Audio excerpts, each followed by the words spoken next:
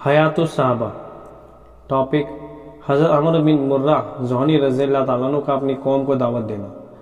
حضرت عمر بن مرہ ذہنی رضی اللہ تعالیٰ عنہ فرماتے ہیں کہ زمانہ جاہلیت میں ہم لوگ اپنی قوم کی ایک جماعت کے ساتھ حج کرنے گئے تو میں نے مکہ میں خواب میں ایک چمکتا ہوا نور دیکھا جو کعبے سے نکل رہا تھا۔ اس کی روشنی سے یثرب کا پہاڑ جوہینہ کا عشر پہاڑ روشن ہو گیا اور مجھے اس نور سے یہ آواز سنائی دی کہ اندھیرا چھٹ گیا ہے اور روشنی بلند ہو کر پھیل گئی، آخری نبی آ چکے ہیں۔ میں نور میرے سامنے دوبارہ چمکا، یہاں تک کہ میں نے ہیرا شہر کے محلات اور مدائن شہر کا سفید محل اپنی آنکھوں سے دیکھ لیا۔ اس نور میں یہ آواز سنائی دی کہ اسلام کا ظہور ہو چکا، بت توڑ دیے جائیں اور رشتے جوڑ دیے جائیں۔ میں گھبرا کر اٹھا، اپنی قوم سے کہا، اللہ کی قسم قریش کے اس قبیلے میں کوئی بڑا واقعہ پیش آنے والا ہے اور میں نے ان کو اپنے خواب میں سنا ہے۔ جب میں اپنے علاقے میں پہنچا تو وہاں یہ خبر پہنچی کہ احمد نامی ایک آدمی پیغمبر بنا کر بھیجے گئے ہیں، تو میں وہاں سے چل کر آپ کی خدمت میں حاضر ہوا، آپ کو اپنا خواب سنایا۔ آپ نے فرمایا، اے عمر بن مرہ، میں وہی نبی ہوں جس کو تمام بندوں کی طرف رسول بنا کر بھیجا گیا ہے۔ میں سب کو اسلام کی دعوت دیتا ہوں، میں ان کو اس بات کا حکم دیتا ہوں کہ خون کی حفاظت کرے، صلہ رحمی کرے، ایک اللہ کی عبادت کرے، بتوں کو چھوڑ دے، حج بیت اللہ کرے، 12 مہینوں میں سے رمضان کے 1 مہینے کے روزہ رکھے۔ جو میری بات مانے گا اسے جنت ملے گی، جو میری نافرمانی کرے گا وہ دوزخ کی آگ میں جلے گا۔ اے عمر، ایمان لے آؤ، اللہ تعالیٰ تمہیں جہنم کی ہولناکی سے آمن دے گا۔ میں نے کہا، میں اس بات کی گواہی دیتا ہوں کہ اللہ کے سوا کوئی معبود نہیں، آپ صلی اللہ علیہ وسلم اللہ کے رسول ہیں۔ آپ جو حلال اور حرام لے کر آئے ہیں میں اس سب پر ایمان لے کر آیا ہوں، حالانکہ یہ بات بہت سی قوموں کو بری لگے گی۔ پھر میں نے آپ کو یہ چند اشعار پڑھ کر سنائے جو میں نے آپ کے نبی ہونے کی خبر سن کر کہے تھے۔ ہمارا ایک بت تھا، میرے والد اس کی خادم تھے، میں نے کھڑے ہو کر اس بت کو توڑ دیا، پھر حضور صلی اللہ علیہ وسلم کی طرف چل دیا۔ میں یہ اشعار پڑھ رہا تھا، میں گواہی دیتا ہوں کہ اللہ تعالیٰ حق ہے، میں پتھروں سے بنے ہوئے بتوں کو سب سے پہلے چھوڑنے والا ہوں، اور میں نے اپنی پنڈلیوں سے انگلی کو اوپر چڑھا لیا اور میں ہجرت کرتا جا رہا ہوں۔ یا رسول اللہ، آپ تک پہنچنے کے لیے مشکل راستوں اور سخت زمینوں کو طے کر رہا ہوں۔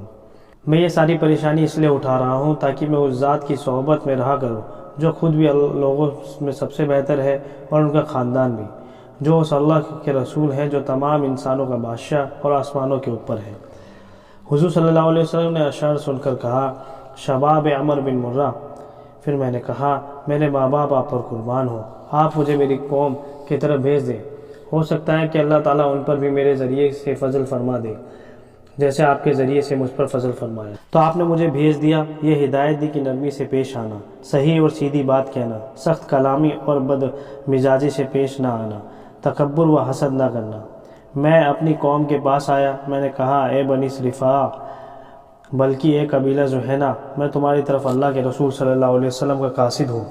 میں تمہیں اسلام کی دعوت دیتا ہوں اور میں تمہیں اس بات کا حکم دیتا ہوں کہ تم خون کی حفاظت کرو، صلہ رحمی کرو، ایک اللہ کی عبادت کرو، بتوں کو چھوڑ دو، بیت اللہ کا حج کرو، 12 مہینوں میں سے رمضان کے 1 مہینے کے روزے رکھو، اور جو مال لے گا اسے جنت ملے گی، اور جو نافرمانی کرے گا وہ دوزخ میں آگ میں جلے گا۔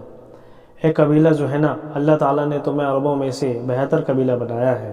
جو بری باتیں عرب کے دوسرے قبیلوں کو اچھی لگتی تھی، اللہ تعالیٰ نے زمانہ جاہلیت میں بھی تمہارے دلوں میں ان کی نفرت ڈالی ہوئی تھی، کیونکہ وہ دوسرے قبیلے 2 بہنوں سے اکٹھی شادی کر لیتے تھے اور جنگ کی حرمت والے مہینوں میں جنگ کر لیتے تھے اور اپنے باپ کی بیوی سے بعد میں نکاح کر لیتے تھے۔ بنی لوئی بن غالب، اللہ کے بھیجے ہوئے اس نبی کی بات مان لو، دنیا کی شرافت اور آخرت کی بزرگی ملے گی۔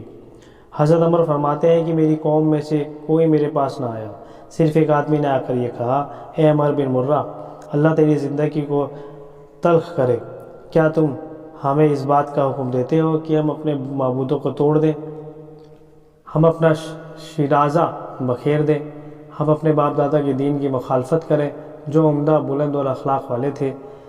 یہ تہامہ کا رہنے والا قریش ہمیں کس چیز کی دعوت دیتا ہے؟ نہ ہمیں اس سے محبت ہے، نہ ہم اس کی بزرگی تسلیم کرتے ہیں۔ پھر وہ خبیث یہ شعر نعوذ باللہ پڑھنے لگا۔ ابن مرہ ایسی بات لے کر آیا ہے جو اس آدمی کی بات نہیں ہو سکتی جو چاہتا ہے کہ حالات بہتر ہو جائیں۔ میں یہ سمجھتا ہوں کہ ابن مرہ کا قول اور عمل ایک نہ ایک دن ضرور گلے کا چچندر بن کر رہے گا، چاہے اس میں دیر کچھ لگ جائے۔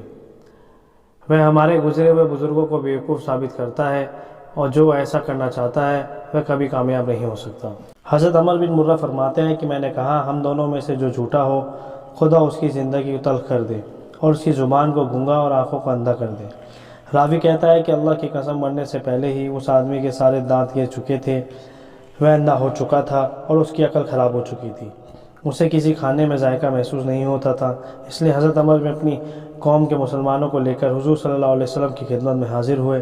حضور صلی اللہ علیہ وسلم نے ان کا بڑا استقبال کیا، ان کو لمبی عمر کی دعا دی، ان کو ایک خط لکھ کر دیا جس کا مضمون یہ ہے: بسم اللہ الرحمن الرحیم، یہ اللہ عزیز کی جانب سے ان کے رسول کی زبانی خط، جو اس رسول سچے حق اور حق بتانے والی کتاب کو لے کر آئے۔ یہ خط عمر بن مرہ کے ہاتھ جوہینہ بن زید قبیلے کے نام بھیجا جا رہا ہے۔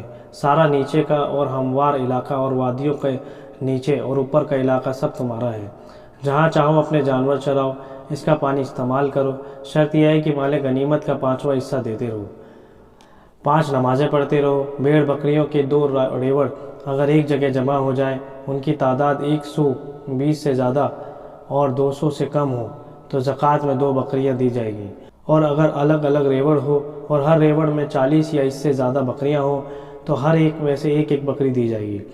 کھیتی باڑی کے کام آنے والے اور پانی نکالنے والے جانوروں پر زکوٰۃ نہیں ہے۔ اللہ تعالیٰ اور تمام حاضر مسلمان ہمارے اس معاہدے پر گواہ ہیں۔